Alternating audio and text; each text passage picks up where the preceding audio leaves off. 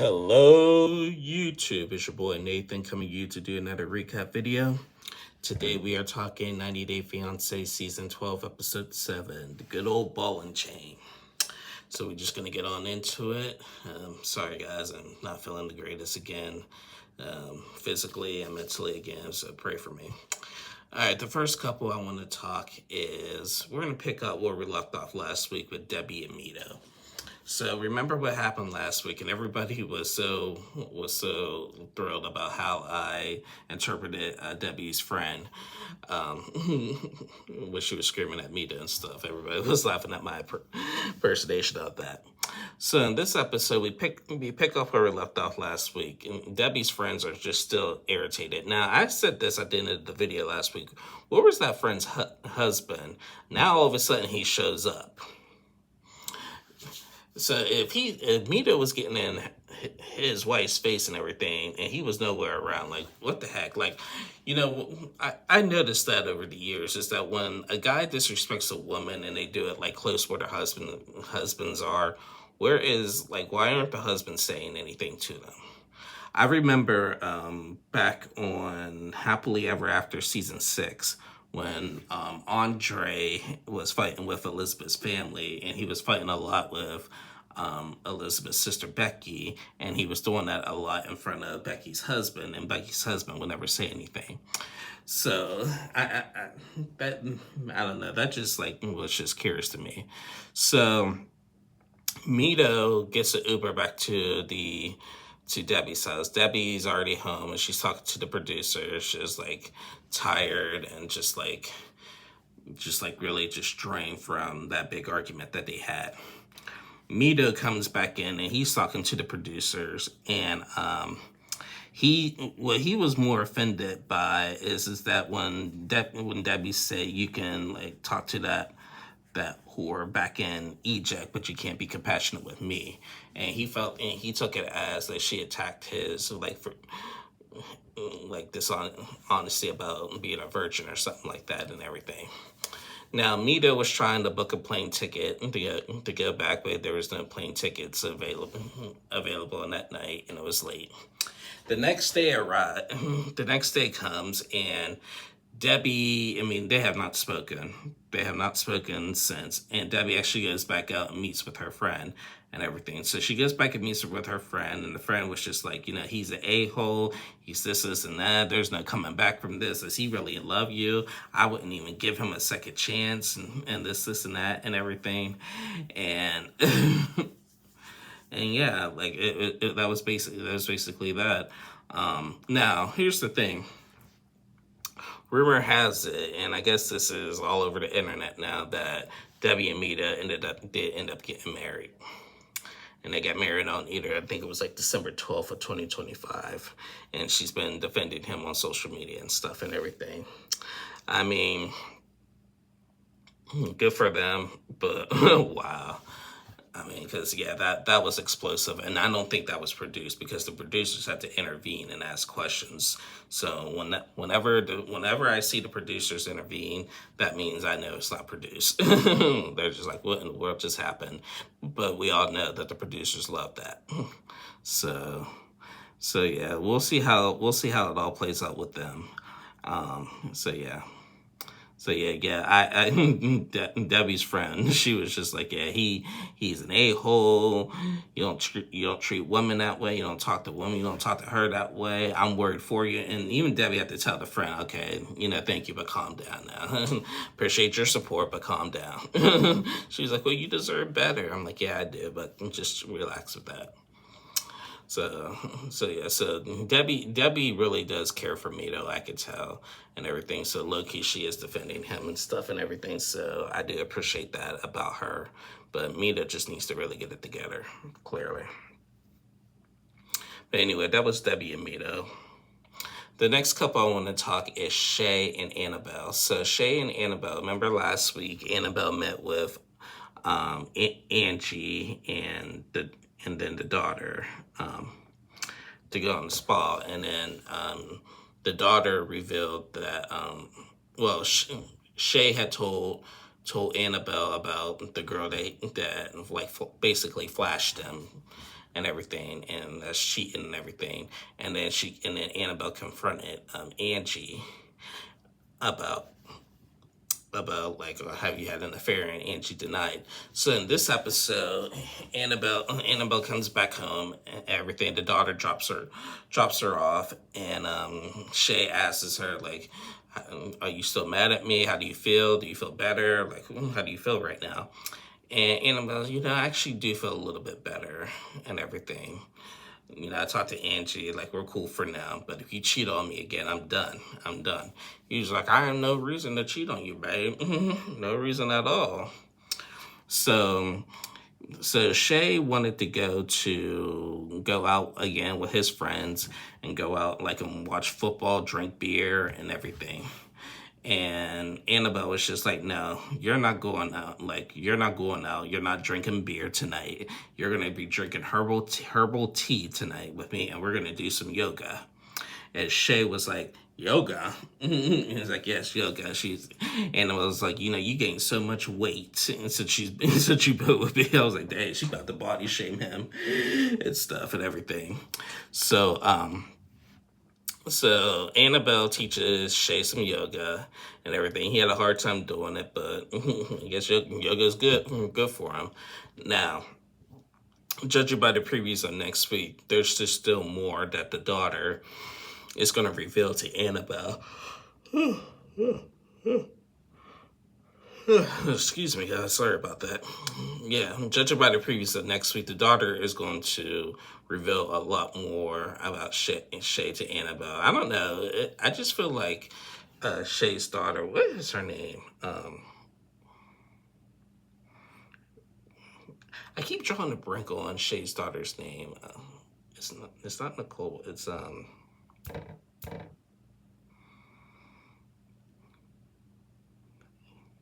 sorry. Now I gotta look it up. I'm sorry, guys. I gotta look up Shay's daughter's name. I keep forgetting. Do a little quick search here. Shay.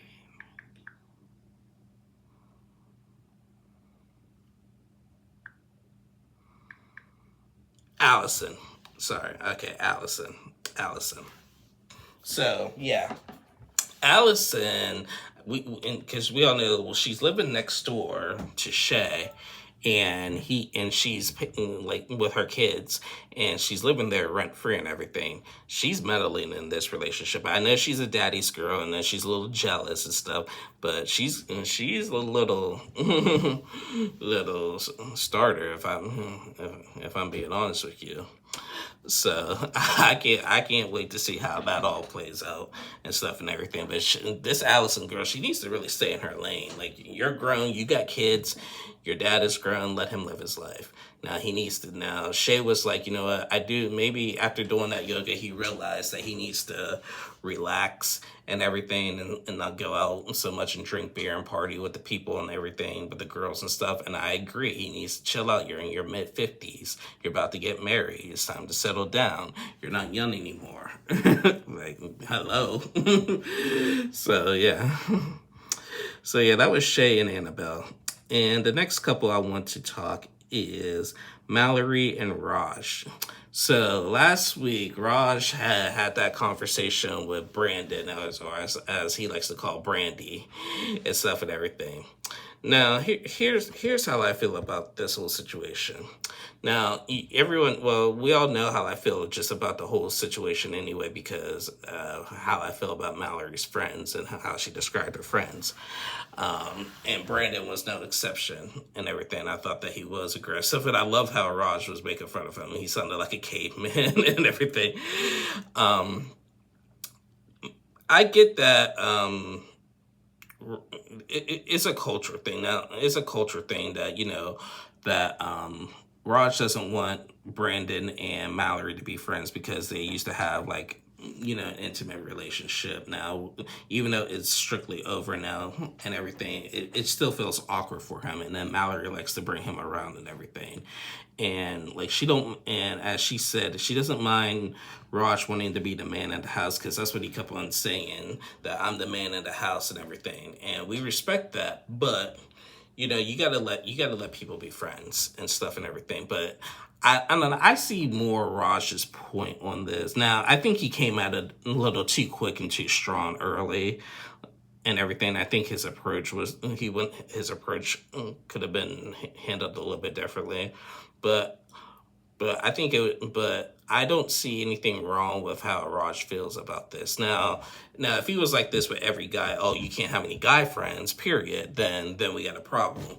But if he feels like Brandon is a threat, and he kind of is, and I think he kind of is a little bit physically too, and everything.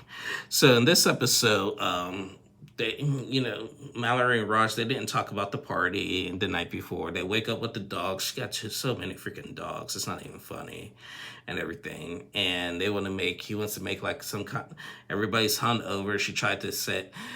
Mallory tried to get Raj to say white girl wasted or whatever. And he kept on saying white goat wasted and everything.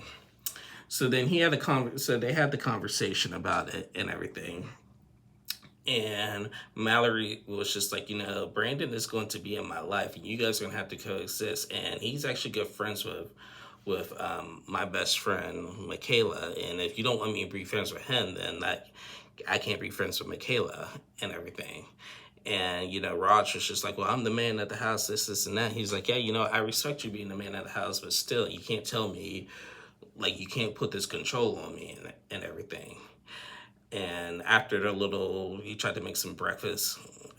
After their little huntover, they argued about that. And then Ross is just like, you know what? I'm done with this conversation. Don't even look at me and stuff and everything. She's like, I'm not looking at you. I'm done with this too and stuff and everything. And yeah, like I say, Ross's approach can be handled differently, but I see his point. Like he sees Brandon as a threat. And like it would be different like if him and Mallory didn't hook up before and everything, but like they hooked up before, so I would feel the same way. I probably wouldn't have approached it this early, but I see why he is the way he is right now and everything. So they're gonna have to really figure that out basically. So that was Mallory and Raj. The next couple I want to talk is Thomas and Paula. So Thomas and Paula, after that big fight that they had over Paula's perfume and that Thomas is allergic to, they decide to go out. And Paula wants to drive, but Thomas is still like kind of upset about what happened. And Paula was just like, babe, you could like one day, one time, like treat me like a lady and like open the door for me and stuff. He's like, if I open the door for you, then you're driving and I want to drive. And she was like, why can't I drive? And he was like, it's not a good day. And it was really nice and sunny out. So they go out to this like little park and everything to talk about what happened with the perfume. He said that like, Paula just felt like, he was really mean and aggressive in that moment and everything. And, she actually felt scared. And Thomas realized how mean he was and everything. And he started crying and apologized. And, then they decided to walk off and kiss and make up for what happened and everything. Now they go back to the house, and Paula is still trying to adjust to his apartment because she wants all this closet space and everything. A lot of these people, a lot of these women that come here, they want that closet space, and when they don't get that closet space, like they're really mad and stuff and everything. So they're still going through stuff and everything, and Paula pulls out this like nice, like she's still, she's into that manifested stuff. And she pulls out this like really big rock. I think she brought back from Brazil and stuff and everything. And Thomas was just like taken back from it because like it just felt like she likes to spend a lot of money and stuff and everything. And then of course she does the whole, I gave up my whole life to come here, this and that, yada, yada, yada stuff. And so Thomas is thinking about getting Paula a credit card. Now, he got her a credit card, and he couldn't lower it under $25,000. but he is super scared of giving it to Paula because if she messes up, he's gonna have to pay that back and everything. So they got into a big like fight over money and over spending habits and everything, and she's still upset about the closet space and everything. So, but I've always said this. I've said this, and I realize that Thomas and Paula are my favorite couple this season, and I do think now I don't think last week was produced, but I do think everything else that they're fighting about and they're bickering and fighting about is produced because they are the only normal couple this season. Or I think Marissa and Edward, who I'll talk about next, might give them a run for that, but Thomas and Paula, because I feel like they are in love with each other and everything. They're goofy, they're banter, and the producers just want to make it look dramatic and make it look like they ain't gonna work and that they can't stand each other, that he's over it and stuff and everything. But I do think it's real is that she is frustrated over that closet space, and they do fight over money. But that rock, that rock was pretty big. So I don't know how much money that rock cost, but yeah, that was a big rock. So yeah, that was basically it for Thomas and Paula. The next couple I want to talk is Marissa and Edward. So Marissa and Edward. Now this was the episode I've been waiting for. Marissa's family came over to finally meet Edward. Her mom, the sister, the stepdad, and stuff, and everybody. They all came over to meet him. And it started off. It went better than I thought it was going to be because the whole build up to Marissa's family is that they're very judgmental. They're really like basically snobby rich people and stuff, and they look down on people who are not on their level and stuff and everything. So everybody comes in, they meet Edward. Marissa's telling Edward, do not, when you hug her, do not pick her up. Don't do the bear hug and everything. You just give her a small hug, and that is it. And so he listens. He does that. So everybody eats. The whole family comes in. Everybody eats, and then the mom was just like, Marissa didn't ever tell him about how he's on with the kids and everything. And her mom was just like, that's all great, but you know what? It's not going to be all daisies and rainbows and stuff. You're going to have conflicts and stuff. Like, what are you going to be doing during that time? And so she asked them, like, what are your intentions? Like, why do you like my daughter? Like, why are you here, basically, and everything? And Edward's response, I mean, he didn't say anything wrong, but he didn't say what Marissa wanted to hear. Edward said that, he came from a country not having much and everything. And out of a relationship, he wants respect and loyalty. And he's found somebody that has like all this big stuff here like Marissa does and everything.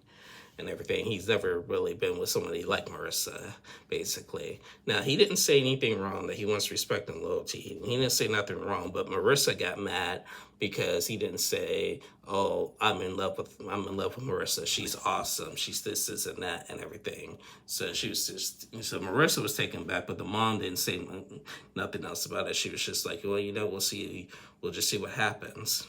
Now, I think that whole encounter went better than I thought it was going to be, because again, like the whole build up and the whole perception of this family is that, again, they're snobbish, they're stuck up and everything, and they look down on people that are not on their level. Marissa is just high except what's she doing, about to marry a young Dominican guy and stuff and everything. But as I said last week, even though Marissa has been treating him like a kid and stuff and everything, I do like the fact that she's breaking this barrier, because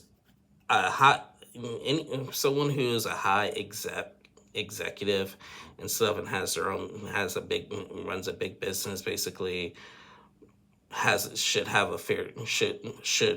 a fair shot at dating and marrying somebody like Edward, coming from the Dominican, working like hotel life and entertainment life and everything.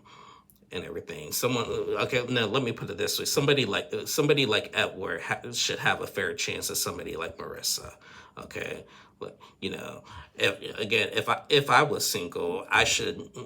Someone, one of my friends told me that nobody is really out of anybody's league. Basically, there's that term: you're out of their league and everything. Nobody's really out of their league. Basically, out of anybody's league. I just think that if you really have a genuine connection and you know what you want, go for it. It doesn't matter if where you come from and everything. It's just about how you're going forward. So I do like the fact that Marissa broke the barriers with this, and Edward has a fair shot at somebody like Marissa. Now, same thing, they've been on social media defending their actions and everything. Edward says that Marissa is like awesome, the sweetest person ever, and I do think they got married because every time I see Edward's videos, he's basically, we could tell that he's in Pennsylvania. So yeah, that was basically it for that. So yeah, that was Marissa and Edward. Next couple I want to talk is Asia and Maxwell. Ooh. So Asia and Maxwell, so her and her mom arrived in Nigeria, right? And they rented an apartment for the whole family to stay at, so they could figure everything out. On their way to the apartment, Maxwell told Asia she needs to cover up and everything because his parents are a little bit more conservative. And Asia was just like, you just want me to be, any other time you want me to be looking sexy, this, and that, and everything. Now you're telling me to cover up. He was like, yeah, I want you to look sexy for me 24/7, but you have to cover up in front of my parents. And so she's like, I got to do all of this, and we're in Africa now, so it's hot, so I got to deal with this heat and everything, but whatever. So she does, and they get to the house and everything. The parents are already there. Maxwell's parents are already there because she's already met Maxwell's parents and stuff and everything. And this is, I think, the first time they're meeting Asia's mother as well.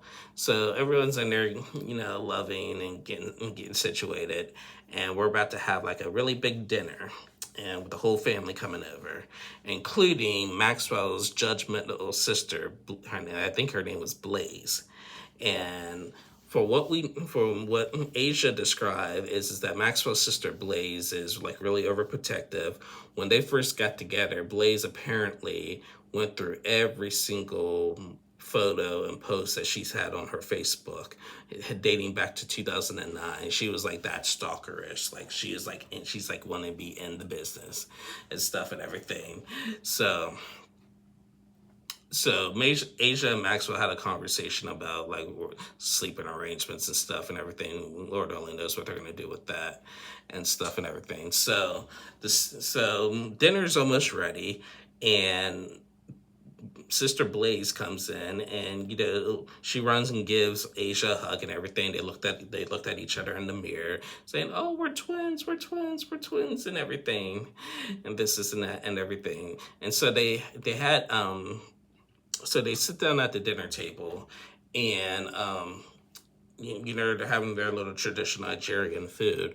They had Asia's mom like wash her hands like in this like basically just on the table and stuff and everything, because they said that she has to eat with her hands, and there was just some food that she had to pick up with her hands, and they just wanted her to swallow it, and the mom was just like, I don't get to chew this.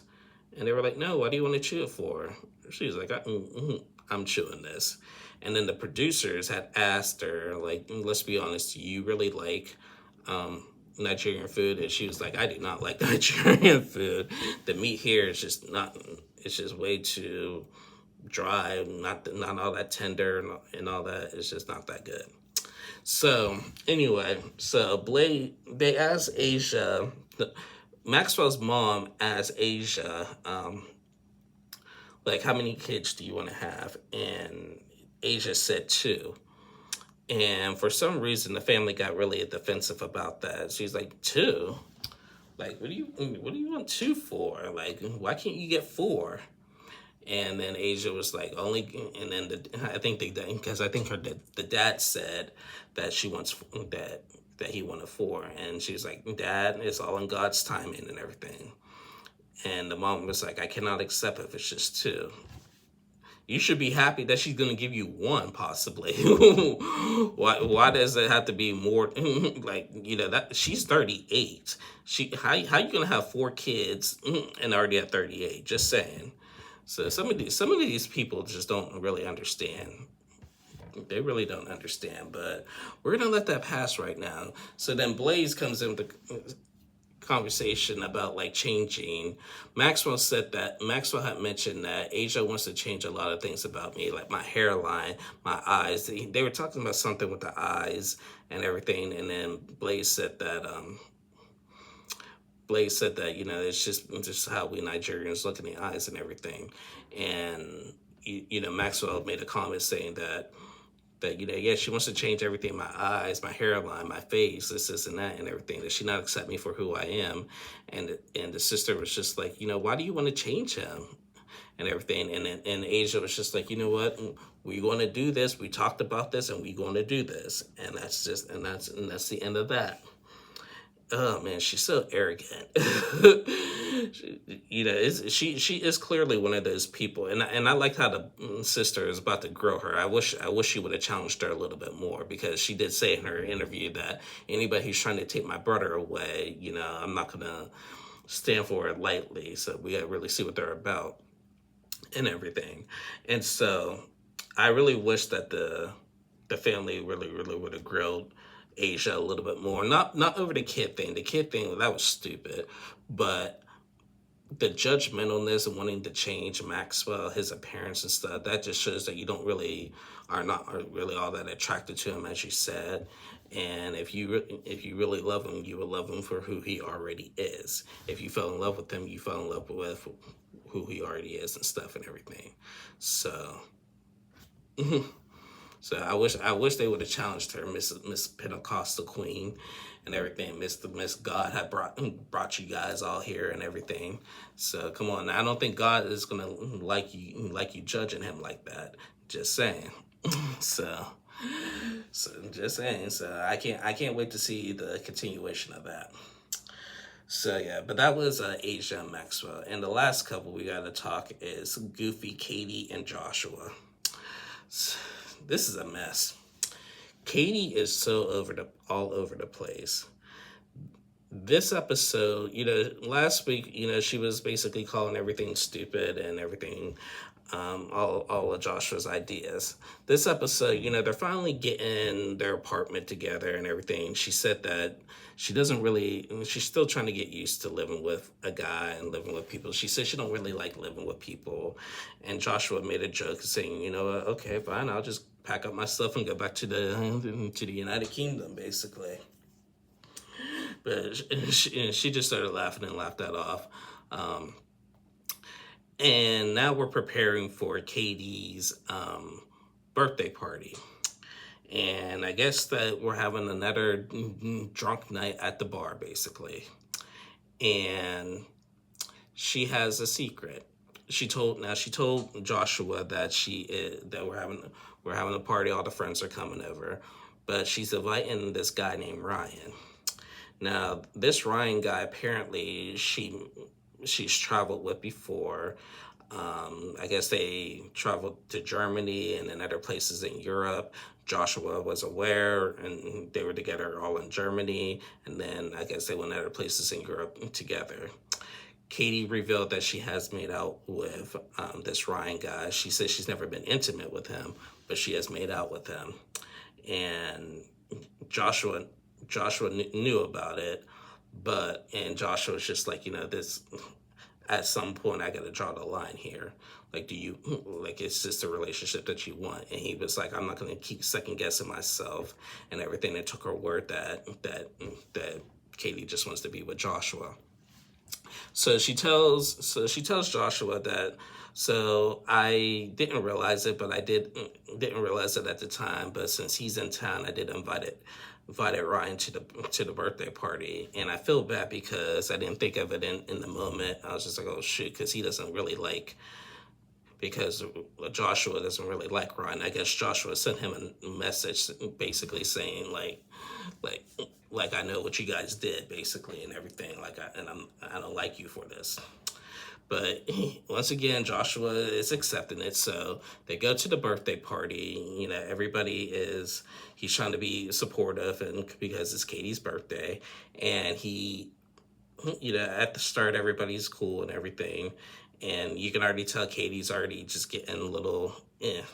So Ryan arrives and everything, and they talk and they have little flirtatious moments and stuff and everything.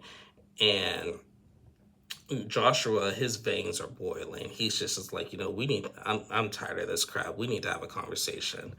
And so Josh and Katie go out and have a conversation, and just talk about like what happened, and just Josh was just like, why are you here? And Ryan was just like, I think Katie wants something a little bit more. Is there more than what you want, Katie? I'm just trying to figure out what more does she want. And we left off with a cliffhanger on that. Now, judging by the previews, we're going to see Katie get drunk and try to kiss Ryan at the party in front of Joshua. And this is just disgusting. I'm sorry, guys. And we're going to talk more about this next week. But this is just so disgusting. Katie, she is not equipped enough to be in a relationship. And I give Joshua credit for holding on this long and stuff, because this is just weird behavior. And I don't want to hear OCD, Tourette's, and like no more excuses. She has a problem that she needs help. Well, she needs therapy, like hardcore, because this is not normal. This really is not normal and stuff and everything. And I'm surprised with her behavior. She doesn't like living with people. Because remember, like I said, she said that she's having a hard time just living with Joshua because he's, really, really picky on things. He's really determined. Like, I'm more like, he wants the furniture now. I'm more of the let's wait. And I've been, I've just been agitated and taking my anger out on him because I invited Ryan to the party. Like, she has an excuse for everything, but she cannot take accountability that, look, I need to really stop this. I have a fiance now who I'm about to marry in 90 days and stuff and everything. I have to stop what I'm doing because this is just going to ruin my relationship. And Josh has been really patient with me, but no. So yeah, I just can't with Katie. I can't with Katie. She's a really beautiful girl, but she's got issues, and this is just not good behavior, in my opinion. So yeah, that was Katie and Joshua, and that was basically it, guys. We actually had all the couples in this episode. This is probably going to be the only time this whole season, maybe one other episode where we had all the couples were featured in this episode. So yeah. Anyway, guys, thank you, and that's the end of my review. Thank you guys so much for watching. Please like and subscribe to my channel if you haven't already. Got some big, exciting stuff coming up pretty soon. I'm excited. I'll share about that in the weeks to come. I'll be back on tomorrow, Tuesday, to recap 90 Day The Last Resort. Then I'll be back later to do little singles. So being at our marathon week, it was marathon week last week for my videos, so it'll be marathon week this week. So again, thank you guys so much for your continued support. Again, please like, don't dislike. I had a couple dislikes this week. Don't dislike. Come on, guys, don't dislike me. Like me. I'm kidding. But no, please like and subscribe. And to all my subscribers and everybody, thank you so much for your continued support and everything. Like we're growing. We're just slowly, but we're growing. We've been growing a lot in the last year, and I'm so excited for what the Nathan Tim 2 page is coming. So I'll see you guys again soon. Love you guys. Bye.